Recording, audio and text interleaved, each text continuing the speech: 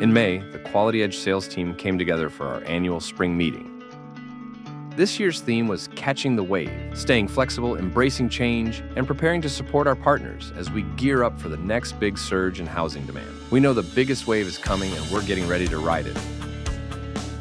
We kicked things off with a gathering in downtown Ada, Michigan, where teammates from across the country reconnected face to face. It was more than just catching up. It was about strengthening relationships, sharing what's working in our regions, learning from one another's challenges, and celebrating the wins that brought us here. The energy in the room reminded us of the power of bringing the whole team together under one roof.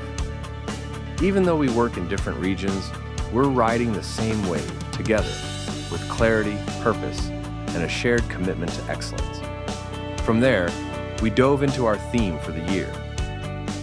President Scott Rasmussen shared valuable insights into the current state of the market and what lies ahead.